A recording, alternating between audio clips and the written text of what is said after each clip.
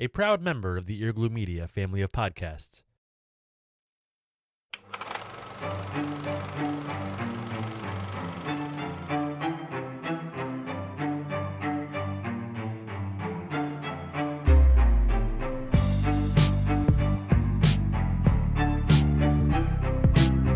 Okay, welcome back to the Film Appraisers, the podcast that evaluates your favorite films. Each episode, we're going to discuss a film that's brought to us by a listener or a guest, and then we're going to appraise it in each of the following categories: narrative, music, technique, uniqueness, and longevity. Each of those categories can get a maximum of $20,000. That leads for a possible $100,000 for the most valuable film. And then we're going to see where it stands next to classics and other films brought to us by guests or listeners. My name is Josh, and today we discuss the 1995 action film Bad Boys, starring Will Smith and Martin Lawrence. That's directed by Michael Bay. This is episode 35, Whatcha Gonna Do? So unique. Uniqueness points there. All right, with me as always, the only guy that I would want in the buddy cop film for my life, your senior appraiser, Joe Kane. Hey, Josh, I wonder what the Steadicam did to hurt Michael Bay so bad. Yeah, really? Like, hold it still for 1 second. It doesn't matter if it shook. I'm not going to get into it. We'll get there. I knew that would get you. We'll get there. It's like there's a button you just pushed. I think maybe I did. I feel like Michael Bay put the Steadicam wherever Todd might be. Is Todd here? Where's Todd? No, he's not.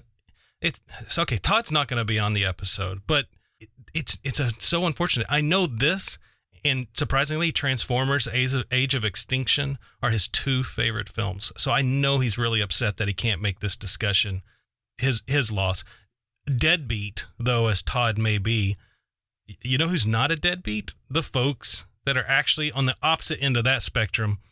That's our patrons. And Joe, we actually got another new patron. Val, our newest patron, signed up recently, and she signed up for the executive producer tier. And we are extremely grateful that she did that.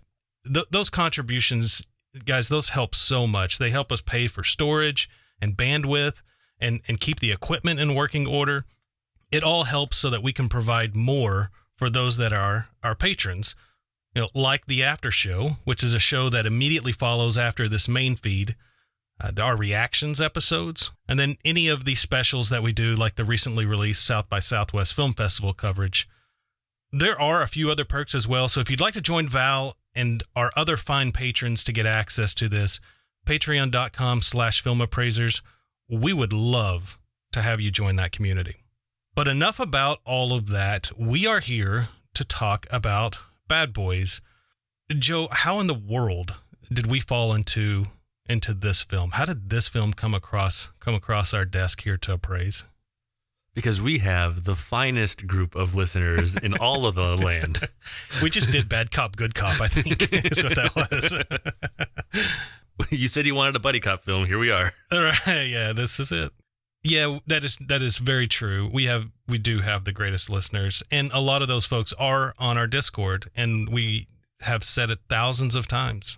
We are constantly on Discord, and how did it start? Did it get recommended by Michael first on the listener list? I believe when we first opened the listener list, it was an immediate suggestion. And I think like maybe before you finished typing the message that said we were going to have a listener list, it was already in.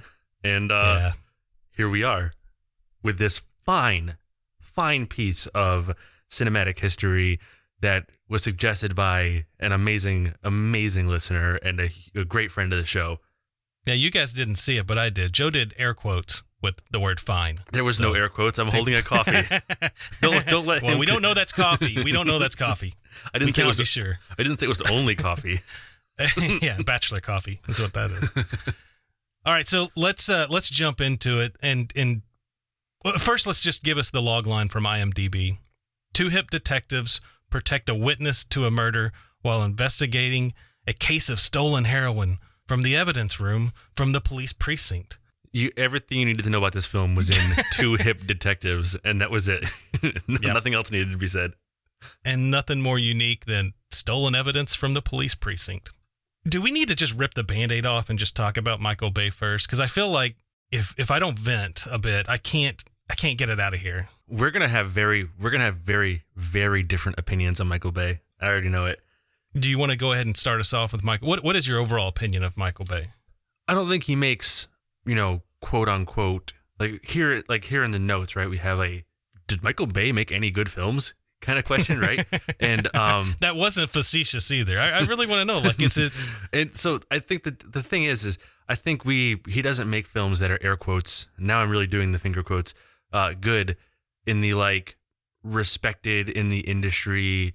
Hey, let's give this awards or anything. He's not making those movies, and he commits a lot of cardinal sins of filmmaking, so to speak.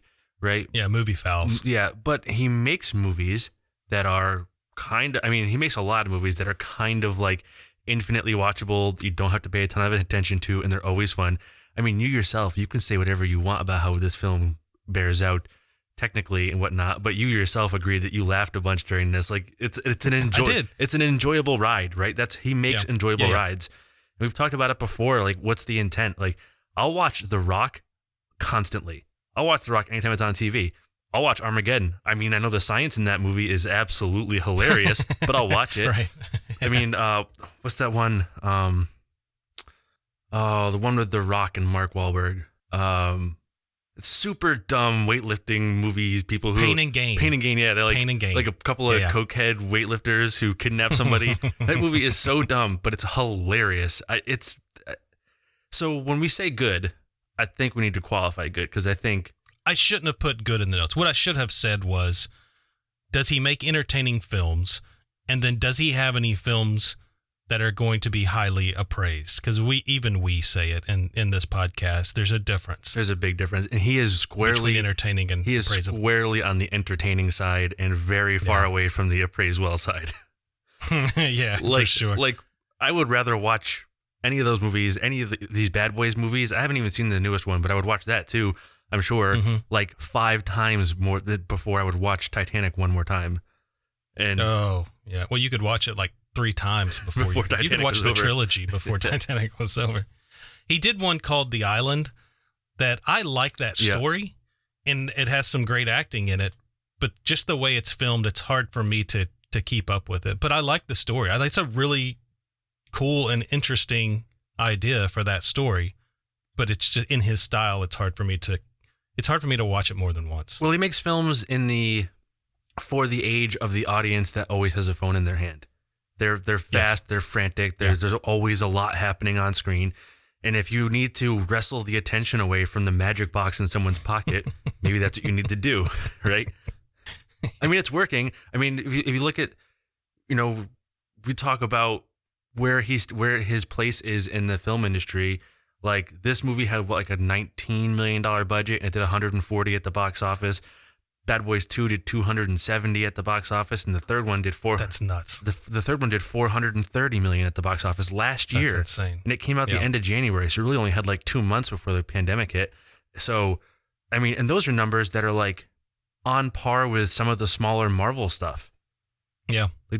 We're not talking about, the Transformers movies are bigger than this. He makes money. He makes industry money, so. Which answers the question from one of the greatest songs from Team America. Why does Michael Bay get to keep on making movies? Which leads me to the next question. Does Pearl Harbor, the movie, really suck? Like the Team America police, world police folks seem to think? Oh man, it's been so long since I've seen it. I don't think it was good. I don't remember. Honestly, the only thing I can think of when I think of Pearl Harbor is the line where says, I need you like Ben Affleck needed acting school. He was terrible in that film. Why? It's something about didn't use Cuba Gooding Jr. enough and used Ben Affleck too much. I really like that song. We just have to break down and do Team America. It's not going to do well, but it won't. I just want to watch it. And the music might do well in music though, because it's very original. It's probably going to do all right in uniqueness too. Yeah. Yeah, it's marionettes. That's you don't see that every day. So yeah, I think it's fair to say, to kind of put a bow on the Michael Bay discussion, he does make entertaining films for the masses. I'm not gonna lie, I've watched a lot of these. I'm also not gonna lie, I've never seen anything more than just the Transformers in that whole series. I didn't watch the sequel, the third, the fourth, the fifth. I didn't see any of those. But Transformers, I went to the cinema and saw it. It was entertaining. And a lot of these others on his list that I'm looking at, they are entertaining. They don't score very high on your Metacritics and Rotten Tomatoes and things like that, but they make money. Dude, they certainly do. He's the McDonald's of film. I love that. I am writing that down so I do not forget that ever. That's great. I mean, he's like, I feel like that's accurate. I feel, it's not Over good. 1 billion served. It's not good, but man, sometimes you're driving by a McDonald's and you get that smell of that grease trap coming out of the roof there, and next thing you know, you're eating a couple of Big Macs and a large fry. And next thing you know, you're in an alley between two trash cans, wolfing down a Big Mac. There's Mac sauce in your beard. It's dripping off your ear. That reminds me, when we do the plug for Barrel House at the end of this episode, that reminds me of something you said, and I want to ask you about it. Let's jump into the film though. Let's start with our first category, narrative. You can always tell how good a film's going to do by how long it takes us to start talking about it. Yeah, let's just do this. Narrative to us is acting, costumes, lighting, it's story, it's plot, it's everything you see on the film itself. What did you think about narrative, and what did you appraise that at? I think acting, I think this is one of the biggest, widest variety we've gotten in a film in a while, if not ever. Because I really liked Martin Lawrence and Joey Pants, and Will Smith was even pretty good. I think he's better when he's goofy than he is when he's like a straight man or the cool guy. Yes, but I still think he annoyed me in this film, honestly. But the main, the principals, I think they did pretty good. Everybody else was awful. I mean, it was I don't think there was any supporting. I mean, even Taleone was not good. I mean, actually, I should say that she had a couple of scenes that were okay, but for the most part, she was really robotic, and I've seen her in other stuff. I know she can be a lot better than this. Well, the example that I put down that made me think of how much she annoys me was also in the Adam Sandler film Spanglish. She's the same in that film too. I put it in Discord as I was watching this film. I was commenting in our Discord, and I said it then, and I'll say it here. Every time she talks, I want to throw my TV down the stairs because she just there's something about her. I just can't with her. It's like when you meet somebody for the first time, and after the first 5 minutes, you're not going to be friends. That's okay. You're not going to be friends, and that's fine. That's what she's like with me in this film. I think it's like this in this film and with Spanglish, but there's just something there. She just irks me. Yeah, but I can't remember. She had that. I've not watched all of it, but I saw a couple episodes or whatever that political show she was in there, whatever it was called. She was fine in that, and that Nick Cage movie, because I am a scholar of Nick Cage. That Nick Cage movie, Family Man or Family Guy, Family Man. I think it's Family Man. Yeah. She's fine in that. She's fine in that. I mean, but maybe everybody's elevated when they're around the Cage Man. You know what I'm saying? But all right, you got to step up your game if you're going to be on the same screen as Cage. But I think the acting was a real wide variety there. I think there was some good and a lot that wasn't. The story, plot, I mean, all of that, they all just seemed like a means to get to the next shaky action sequence, right? There really wasn't a captivating or intriguing or provocative story. It was dumb fun, though. I mean, there was lots of explosions that didn't make any sense. Gotta have? You gotta have a muscle car in your airplane, 100 barrels of ether, and at least one large exposed high voltage box just hanging around, right? You can't, there's at the part at that end fight, right, where she just decides to drive the car into the barrels of ether and cause a huge explosion, which is not how explosions work. there's not even anybody near those barrels. She's just making a big explosion so that they can cut to the next guy and show him running with an explosion in the background away from everybody. It's just like, Yes. it's just a meaningless ball of fire, but it was fun. Well, it has meaning. It actually does have meaning. It continues to be more evidence to a theory that's out there that Michael Bay covers up his lack of storytelling with just explosions. Oh, for That's sure. all he does. I mean, that's exactly what this is.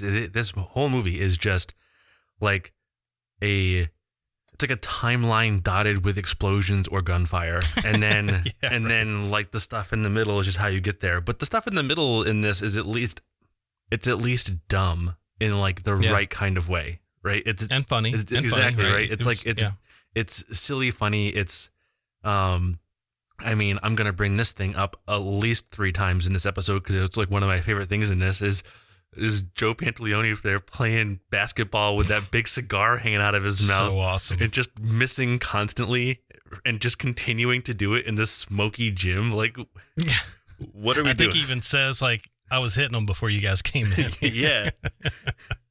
I like that. Yeah, I love all of that dumb stuff. He's great in this. So, yeah, I mean, but there's just not anything when you look at like what we rate in the narrative section. To me, there's nothing here that's really stands out as being exceptional or really good or better than average. Even there's not really anything terrible here. I mean, I'm gonna say the same thing in a lot of these categories. It's so middle of the road, just kind of by the numbers. Let's follow the formula to put out the movie, and then we'll make some funny jokes, and people will watch the movie. Yeah. And I mean, that's where I landed. I landed right down the middle at 10,000. You said a lot of things that I also put in my notes, but just in a different way. And I'll get to some of that. For the acting, I agree with you. I thought that Martin Lawrence. I forgot how good of a comedic actor that Martin Lawrence is. His timing's really good. And same thing, I put, Martin Lawrence and Joey Pants is the only thing keeping my attention through this film. I think probably more so than the acting, I think the choice for the casting was probably worth more than the actual acting itself, because Will Smith and Martin Lawrence have great chemistry together in this film. They work really well together. It's a great combination. So I really did appreciate that. But back to what you were saying, I put the dialogue and the story are just vanilla. It's like if you ask somebody to write dialogue for an action film that makes fun of an action film. And that's what you get. You get it exactly what you think you're going to get and what everybody else does. And even the jokes that are in this are not good because they were written funny. They're good because Martin Lawrence and Will Smith are delivering them. Yeah. Yeah, I would agree. It's very predictable, right? It's from the beginning. Like once you know that the heroin has been stolen, you could lay out exactly what's going to happen. Oh, you know the whole movie 10 minutes in. Yeah, it's like I'm seeing part right here where they've just taken the heroin. You know it. You know exactly what it's going to do from here on out. There's no originality in that.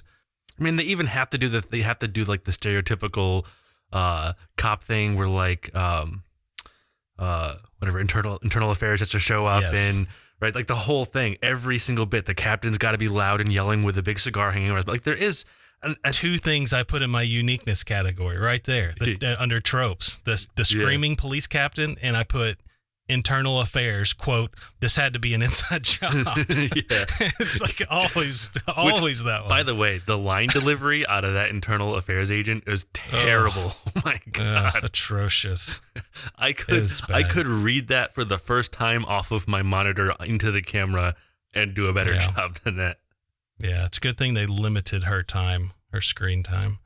Another thing that annoys me that this film does is that it explains things to you. Like it explains exactly everything to you. Like we're idiots and we don't know because we can't see it. But then they go and they show it to you right after they explain it to you. And you said it earlier, the ether. That's a perfect example. They're outside of the club and there's ether in the van and they are having a conversation and they say, hey, the van's full of ether. And then we get a nice shot of barrels that literally say ether on them. And you're like, come on, man, come on. One thing I liked, though, here's what I did like, and I had forgotten that this how it ended, and then I forgot how it really ended and made me really mad. How they took out the villain at the end in the car chase, I thought that was cool and original. Like they tied the story together really well. You know, a concept happens in the very first scene about how bad and slow Marcus drives. And then it comes back at the end of the scene, or at the end of the film. And it ties it all really well together. And he dies, and, you know, are you thinking Marcus is going to shoot the gap, he's going to wreck the car, and he's going to die? That's a great way to kill a villain. You don't see that too often. At least you're not expecting it in this one. But it doesn't kill the villain. And he walks away from the crash. And then they ruin it by making the storyline with where Mike's trying to learn, hey, you can't kill everybody or something like that. And then he just goes and kills the guy at the end. Yeah. Like he learns his lesson and then he kills the guy. It's just like, come on, man. That's what I feel like my phrase is this whole episode. Come on. He learned he was right all along. Yeah, You sure. know, the moral of the story is shoot first, ask questions later. Yeah. But like we said, it very much so is Michael Bay just covering up. He's not bad at it. He's just poor at it, I guess is a way to say it.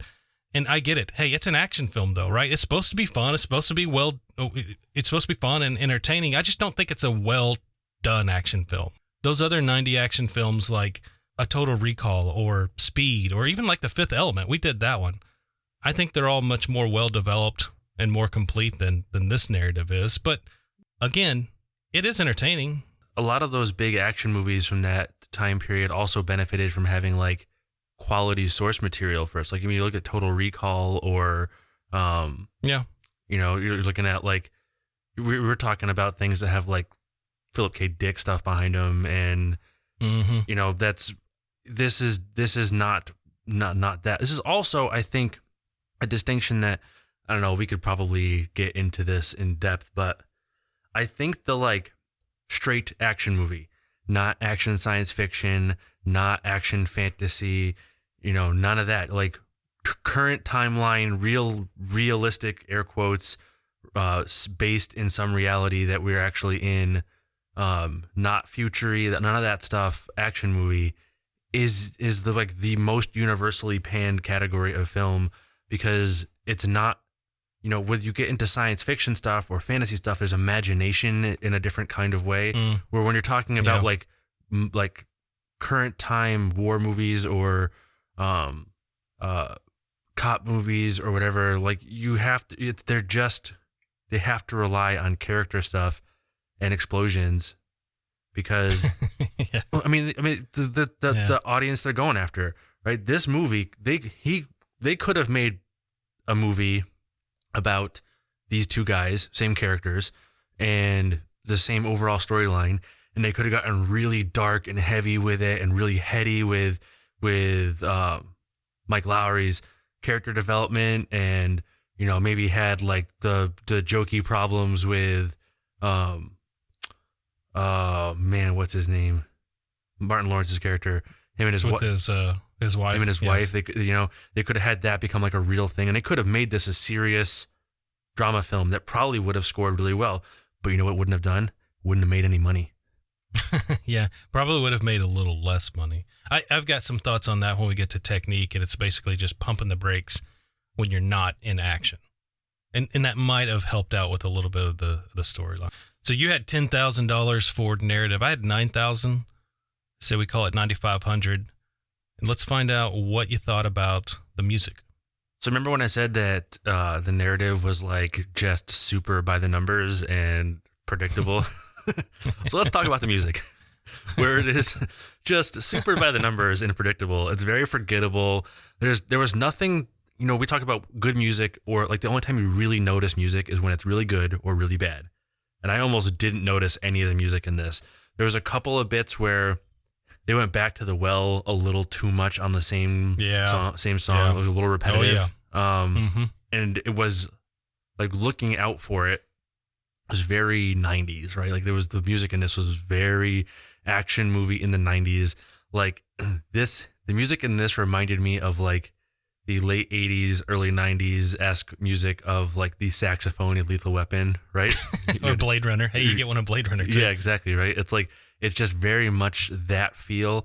but it wasn't bad. It didn't detract from the movie. It didn't make any of the scenes worse. Wasn't like they weren't like playing circus music in an emotionally heavy scene or anything like that, right? It was just. I don't know why, but I just started thinking about what that would really sound like. I can do it. We can cut that together so you can see it. Like that playing in the scene when he pulls the cloth off of his friend when she's dead in the I'll give it $1,000 more if it did that.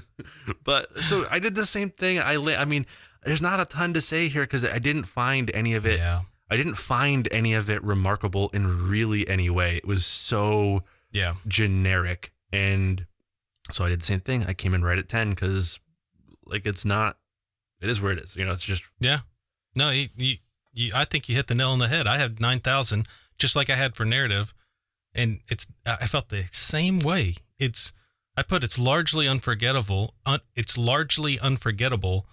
And I don't mean that in a good way, because we talked about sometimes if music can weave into the story, into the film, then you shouldn't pick up on it.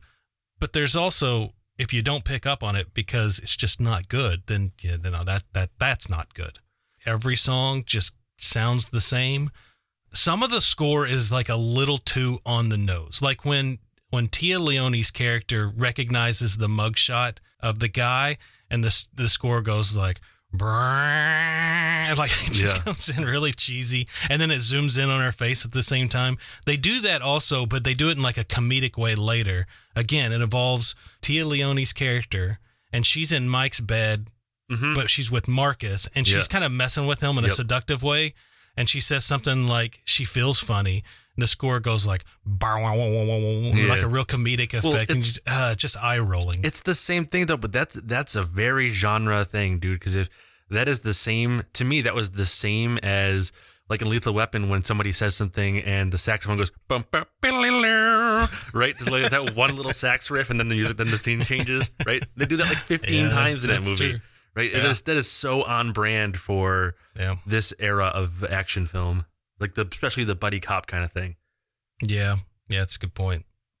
For the original music, though, I will give them some credit for a fairly good mixture of both original music and score. And I'm pretty sure the soundtrack did fairly well in 1995 for sales. I just, like you, I got annoyed when they played the same song. There was one song like Boom, Boom, Boom that just played like multiple times. I couldn't get over it. But in contrast, it was really nice hearing Tupac show up in the score. Thought that was kind of cool. So yeah, I was same. I'm at 9,000. So let's go 9,500 again on that one. I feel like we feel the same about all these categories, but you took $1,000 Michael Bay cut off of every one of these. Just call it the Michael Bay tax. You just got taxed. All right, that takes us to technique. You may kick us off on this one. I know you've got plenty, so go ahead. I don't have too much. I'll tell you where I have the most is in the editing. Surprisingly, when I talk about editing. First, I want to talk about some of the sound effects. I know that the sound folks did I know they put in a lot of effort. I just don't feel like the final product was very polished, because a lot of the sound effects, they feel like those royalty-free sound effects that you and I'll grab when we do a promotional video or something. Yeah. You know, just the quick and easy stuff. It sounded very unpolished to me. That's all I really had for sound. But my big gripe on this is editing. I'm not a fan of the fast-paced cuts in general, but for an action film, it does work. My problem with it is what Michael Bay always does, and he even does the fast cuts in non-action sequences. I don't need 15 cuts in a 20-second conversation of two guys in a car. Like, I don't need that. Like, you need to just pump the brakes for a second, and I think it can help develop a character. Your attention's just changing so fast. You don't even really care too much about them. Probably not as much as you would if you could actually see some emotion and some acting. Anyway, I just don't like the non-action sequence editing. I think it's a combination of Michael Bay having this being his first feature film, and then the pacing of the shot selection, which leads to so many continuity errors. There are a lot in this film. And I didn't go look them up. And this wasn't even something I was watching out for when we started this film. I just noticed one right off the bat in the film. I noticed one.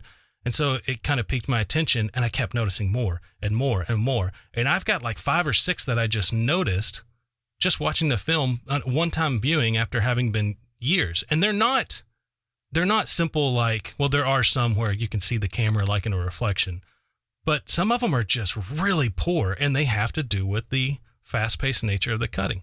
Marcus's alarm goes off in the morning just after that first robbery, and he turns to his right to turn it off.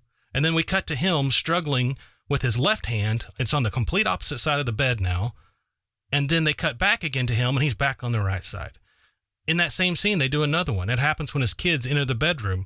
They enter from one side, and then it cuts, and then they're entering from a completely different side.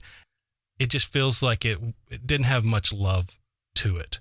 I even noticed one part where Marcus was complaining about, or his wife was complaining that he doesn't wear his wedding ring. And I just happened to look down when she said that, and he had his wedding ring on. Like, he had it on right then. It just, little stuff. The one that really bothered me was, I would say it really bothered me. The one that really stood out was things like the hitman was outside the bathroom in the club, and then he points the gun at Marcus, and it clicks. It actually clicks. And then Marcus is like, you better learn how to work the safety. I mean, that's not how guns work. And that's not how safeties work. I feel like it just missed a lot of love to it. You take that, you combine it with a lot of little things like some overdub mistakes. The one you talked about where the captain's playing basketball, there was a couple of instances where that didn't sync up. The audio, it's kind of like what we got in Galaxy Quest, but it wasn't as intentional. You know, that it was clearly they just put something completely different over their voice. So there's a lot of little mistakes. I'm not going to get into the camera work because I just feel like there's not any. You just get the same cuts and zooms. Yeah. And every establishing shot is a rising establishing shot from below to up. And of course you get the 360-degree Michael Bay shot. It's all the same and nothing's unique.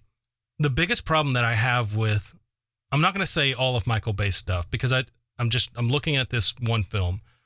The problem I have with Michael Bay in his technique in this film is that even when he gets a great shot, it doesn't last because he cuts so dang quickly. You can't even appreciate the shot. A perfect example was when Marcus and Julie, Tia Leone's character, are running from the hitman, and they're coming down some stairs, and it's a nice frame shot. It's great composition. The color looks good. It's really well backlit, and visually it's just nice.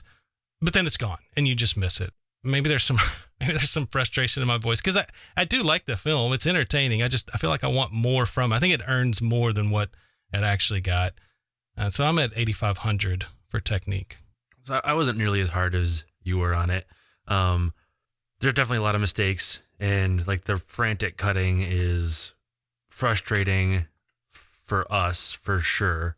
It's hard. It's hard Yeah. it's hard to deal with for sure. But I think so where I fell on this one, and this is maybe a weird space to be in, but there's an intent thing here for me.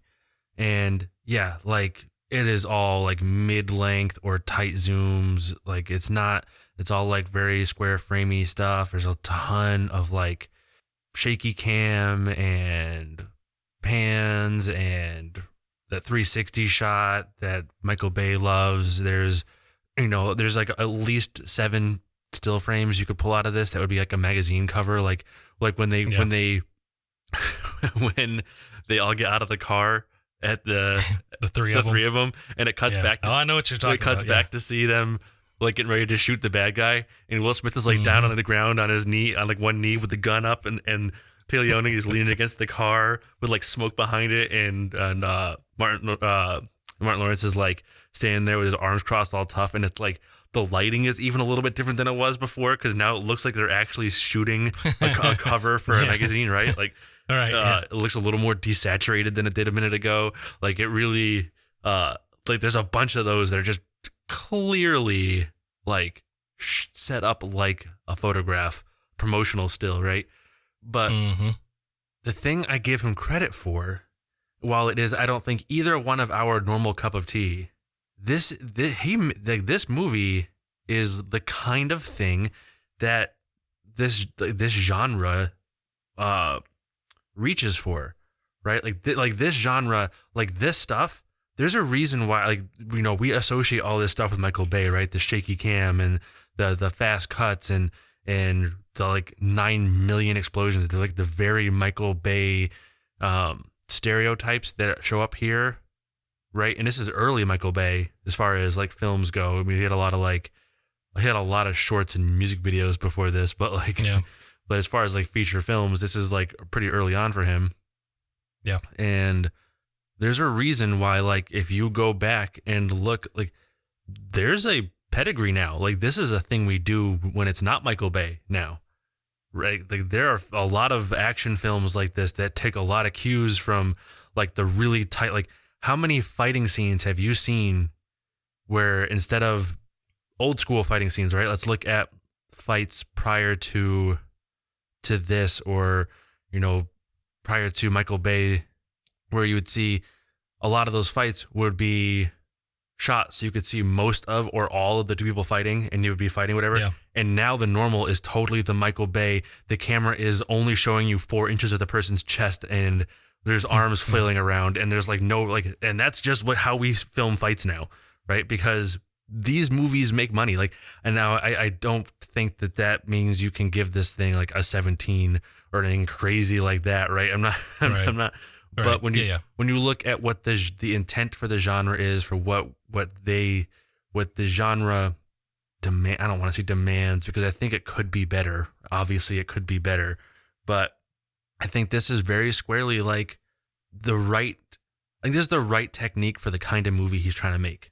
You know what? Yeah. Even if he did go overboard with the technique, you're right. It is the right technique for this style of film, because it is a pure action film. I mean, it's got more comedy than most action films, but this is a pure action film.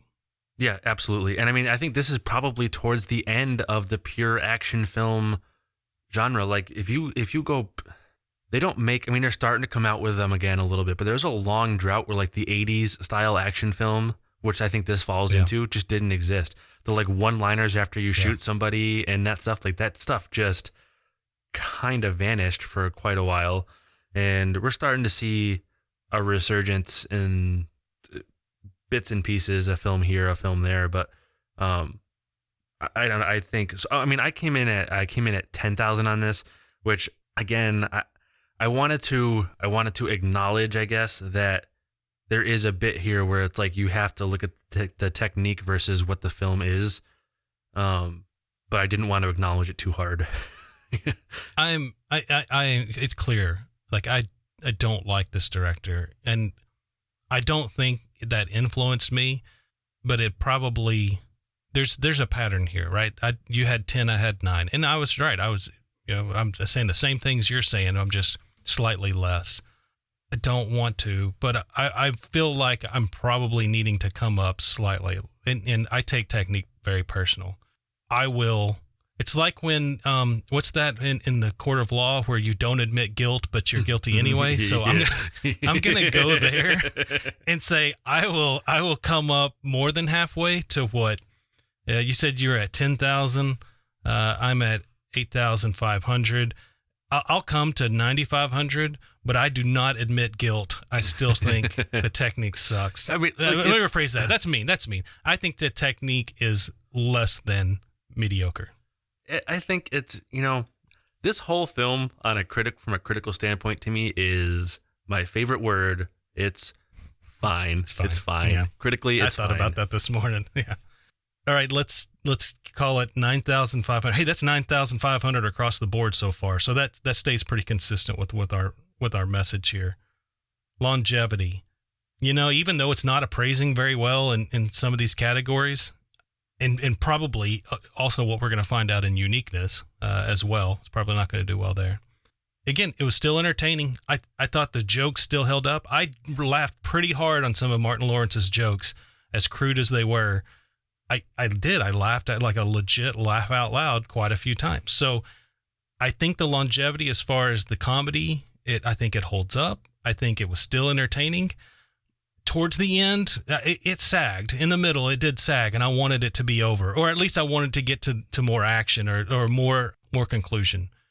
But it was entertaining. I don't remember a whole lot of the quotes, but I know you did, because when you and I talked about this film being in the lineup, you started quoting the Mike Lowry line, and I'd forgotten about that. But you're right, it is memorable because they say it so much, and Martin Lawrence says it so much. He says it so much. Mike Lowry, and he says it with a really bad. He says it with a really bad, like an intentionally bad impression. I'm Mike Lowry. Yeah. I'm Mike Lowry. He tries like 5 or 6 different voices. So yeah, it did have some memorable parts to it. Hey, and it did spawn 2 sequels, right? I mean, Bad Boy, like you said, Bad Boys for Life did pretty stinking good at the box office last year, right? Like now, yeah, with current times. And I haven't seen it, but it's Michael Bay produced, so it's probably something. I'm guessing. I haven't seen it, but if I was going to guess, I would say it's probably something like we got from Bumblebee. Right? Michael Bay produced. He's not directing it, so it's probably a little better directed, but it's still got that Michael Bay influence to it. That's my guess. We'd love to hear you guys tell us we're wrong on that one. I mean, I'm probably going to watch it, so I'm probably going to watch it. I'm in the mood. I gave it 11,000 for longevity. I'm a little bit higher than middle of the pack on this one. I went just slightly higher. In keeping with our current trend, I went just a little bit higher than you. And like 1,000 higher than me? Exactly 1,000 higher than you. I went at 12. It's consistent. You know, and I did that. I came in there because, I mean, like you said, like the franchise is doing well, right? Bad Boys for Life had Bad Boys for Life had a substantially bigger box office than Solo did. And it also is comparable to like a bunch of MCU and DCU movies. Like, let's put that in perspective. This was not like a flash in the pan, and it had a way smaller budget than all of those movies. So it made a lot of money, and that means that a lot of people care enough about this franchise still to go see this now. We're going to call that now still, because 2020 is still kind of now, right? It gets referenced, right? It does have some pop culture influence. I mean, Hot Fuzz, Bad Boys 2, right? You ain't seen Bad Boys 2, right? Like, I love Hot Fuzz, man. I love that show. You know, it has a reaching influence, pop culture wise. It's not huge. It is not nearly one of the more referenced ones we've done, but it definitely comes up. And there's definitely, like, once you see this and, you know, some of the, like, see this one and this, then Bad Boys 2, and then, like, if you see it and you know the film, you start noticing in like other cop movies or TV shows where they'll do little things that like are very clearly nods, right? Like there's definitely nods to this film around, and like whatever, it's a dumb action movie. Those are easy to watch kind of whenever, always, right? Like there's there's a couple of jokes that probably don't age super well in this one, but nothing like egregious, and it was immediately suggested for our listener list. And it's been brought up. Somebody thinks really highly of it. And it's been brought up so much, it's turned into kind of a joke in the Discord. Like, we felt like we really had to get to it because we talk about it so much. Like, it didn't seem fair to talk about it as much as we talk about it and not actually do it, right? So you have to look at the longevity and think like, this is outlasting a lot of things. I mean, it's not like it just came out. This is a pretty old film. I mean, it's relatively old, you know. It's got a couple decades under it, and we're still hearing people scream about it. So here we are. Yeah. So yeah, I gave it 12. Okay. You went 12. I went 11. 11.5. I think is pretty fair for longevity. What about uniqueness? What did you think about the uniqueness aspect of this film? I gave it every point I could. I was looking to give this thing any under money. Rocks. I was looking under rocks. I was looking in barrels of ether. I was looking wherever I could. And man, there's not much. It's really a by the numbers action film. It's very formulaic, like we said before. Like, you know the whole story 10 minutes in. It's just a long list of tropes, one after the next. Like, the whole time, every single thing is a trope. Everything is predictable. Nothing really separates it. I gave it a little bit, as much as you're probably going to hate this statement. I gave it a little bit of uniqueness because while we look at Michael Bay's work now and the impact it's had, and like we talked about with the way fights and explosions are like kind of filmed a lot Michael Bay-y now, this was very early, and I feel like I give a little bit of credit to like we talked about, not that I am in any way comparing him to Tarantino, but we talked about with Tarantino how his most recent film is going to lose unique points because his films are all very Tarantino, but his first film gets a bunch of points for uniqueness because it's the origin of the Tarantino style. Michael Bay got a style whether you like it or not, and this is where it kind of started. Yeah. So I gave it a little bit there, but not much because I really only gave this movie $8,000 for this category, and it was everything I could give it. Everything I could give it. Yeah, I think we'll call it 8 then, because I also gave it $8,000. The tropes were just, I almost said the tropes were atrocious. That's just, you should have done it. You should have leaned into it. You should have gone with it and done it. I just lost a little bit of respect for you because you told me you were going to do it, but didn't do it. Oh, missed it. I missed that one for sure. I missed it more than that movie missed the point, and that's an awful lot, girl. As if the end of an act says in Team America. Yeah, the screaming police captain, which is funny because that screaming police captain trope, they actually make fun of that in the film So I Married an Axe Murderer with Mike Myers, where the captain doesn't scream ever, and he wants him to scream because he wants it to be like an action film. There's really poor lines in this film that if you don't hear these exactly in other films, you hear some combination of it, like "Welcome to your nightmare" or something like that, or like we said with the internal affairs, "This had to be an inside job." Yeah. Or just something stolen from the evidence room. That's I mean, in itself, the whole premise of the film, actually. But we call this film just dumb fun, and it's that for a reason. So yeah, let's call this one 8,000. This is going to come in at 48,000 for Bad Boys. But Joe, I would like to propose a bonus. Yeah, that's where I was headed to it. This film it's special. It's special to us. It's special to our listeners, special to our Discord folks. It's definitely special to Michael. We know that. Not Michael Bay, Michael, our listener who suggested it. I don't know. What are you thinking? Is there something we can give this film just as a special category? Because 48,000, that's pretty low. That's pretty low. I mean, look, I've already mentioned it a dozen times, but I don't think we can reward this movie enough for Joey Pants in a basketball jersey and short shorts with his cigar hanging out of his mouth and a smoky Jim. That's my favorite. It might be my favorite scene in the whole movie. That is worth it. Let's give $500 to Joey Pants only, and let's see. That actually takes us to 48,500. Where does that land us on the guest list? You may have thought it would be the bottom going into this, but it's not. It's close, but it's close, not. Yeah, but it beat a couple of key players here. It is, where are we? 28th out of 30. So close. I think it could probably, personal opinion, it could probably be 27th. I don't know. Labyrinth's 27th for a reason, right? That's a pretty solid place. So it's right below Labyrinth, and it's right above Love Actually, and even more above Boondock Saints, which takes up the absolute bottom of the list. But it's pretty close. Yeah. Like, we're talking 46 for the bottom of the list and 48.5 for where we're at. So we're tight. 48,500 on the definitive list actually comes in at 47th. So again, it's below Labyrinth. Then you have Bad Boys, Love Actually, and then Boondock Saints. Barely squeaks by Love Actually. That's interesting. Our bottom 45 through 49 starts with The Simpsons, and then it has The Labyrinth, and it goes on. Does that fall where you thought it probably was going to fall? I mean, that's almost just mediocre, right? We're getting close to 50,000 out of 100. I genuinely thought that I was going to have to pull you aside and tell you to put your feelings away and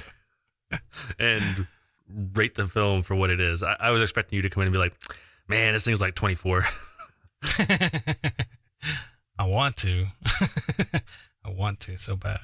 All right, so we'll call it 48,500. Joe, up next for the films that we're going to take a look at.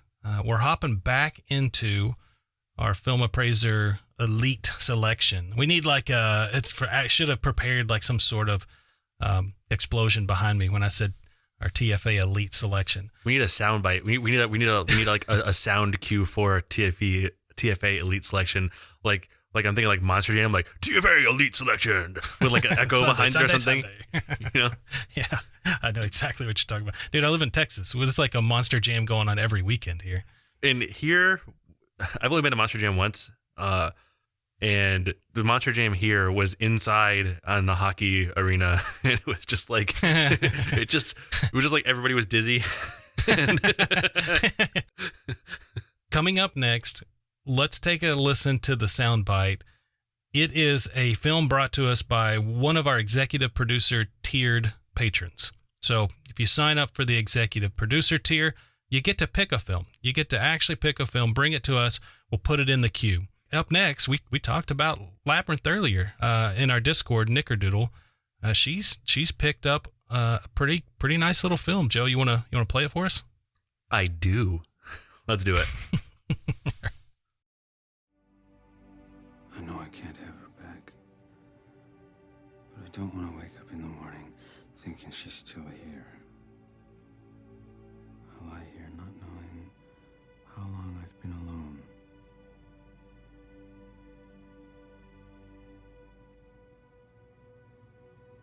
So how can I heal? How am I supposed to heal if I can't feel time? You're familiar with that one, right? Yeah, that's a good one. I mean, so have you ever watched the chronological cut? No, I didn't even think about that even existing. It's on the DVD. There's a chronological cut on the DVD and a special features. Interesting. It's a very different. I'm gonna have to check that film in. It's a very different film in the right order. Oh, I'm sure it is. Hey, and we get Joey Pants again. That's awesome. Joey Pants. 2 shows in a row with Joey Pants. He has populated our list. There's like 3 or 4 or 5 times I know he showed up, right? We saw him originally, what, in Matrix, was it? There's got to be another one. You got Matrix, this one, the next one. Have to go through there. He is starting to become a mascot for the show. It was bound to happen eventually, and I think we get the mascot we deserve. That's right. Thank goodness. I'm gonna have to start doing work to get more Nick Cage in here. I'm actually surprised we haven't seen some. Maybe you're holding him back on your list. I'm afraid to criticize him. I'm afraid he's gonna like show up in my house. Right. I mentioned it earlier. You said something, and I first was reminded of this when I was watching Bad Boys at the very beginning, where Marcus is eating the cheeseburger in the Porsche. And then you mentioned it earlier on this show. You said something that had me rolling in your most recent episode of the Barrel House when you were explaining the desire you have for a greasy cheeseburger, and it's just soaking through the wrapper, and you get like 4 or 5 of them. And it really actually made me crave a really crappy cheeseburger. But I loved that. It had me rolling in your last episode. I was like, my mouth was actually watering while I was recording. I was like, oh my God, I want one so bad. I need one right now. I need it so bad. That was the Lago Hulin, right? That was the last one I did, yeah, right? That's right. Yeah, that's right. I don't remember anymore. That was like, no, that was it made me, because you were comparing it to Ardbeg, which because of you is my absolute favorite drink of all time. But the comparison to it, if I understand, it's like Ardbeg, but for an individual who wants to get into something that intense, this is probably almost at a gateway drug to it. But this is a nice opening to that one, correct? Yeah, I would say it's a way more like Ardbeg is more aggressive. I would say this is still just as flavorful, and probably I would say maybe a little more, like a little challenging, but I think it's more balanced. Like it's not something that you need to be ready to get kicked in the face for. Ardbeg will kick you in the face a little bit. Yeah. Yeah, thanks to you, I am now the cool guy when we do like a work happy hour or something, and I order an Ardbeg. Nobody really knows what that is in the company, and then whenever they look at it, and then when they smell it, they must think that I'm just the manliest man of all time when they see what kind Listen, of I'm here to do a but service. It is so good. Like I don't know, like you all can't see, but Josh can because I have my camera on. I have like a whole wall of Ardbeg in the back over here. It's just, I don't know, 5 or 6 different bottles. It's the best. If I ever make my way to Connecticut, I'm going to bring an extra suitcase and just raid the house. I think you might get shot. With that gun right there on the wall. I see it. The Tommy gun hanging above the bar, be the one. That's right. Well, folks, if you want to find the Barrel House, Joe, it's barrelhouse.com, or is it the Barrel House? It's barrelhousepodcast.com. Barrelhousepodcast.com. And that's where all the things are. You can get all the Everything's things there. there. Yeah. And similar to that, you can go to filmappraisers.com. It's going to link you up to our network. You can get access to our Instagram, our email, the website for Discord, the Patreon link. All of that's there. We'll put the merchandise link up in the show notes for you and have it all there in nice one neat package with a bow on it. We're taking a lesson from the Barrel House and just giving it to you all in one. Yeah, and while you're on the website, you could also go over and rate, review the show on iTunes. That would be fantastic. That means a ton to us. That's a big deal. I don't think most people know how much that means to a podcast, but it does mean quite a bit. All right, folks, Joe and I are going to mosey on over to the after show. We hope to see you patrons there. For everyone else, thank you for listening. Goodbye.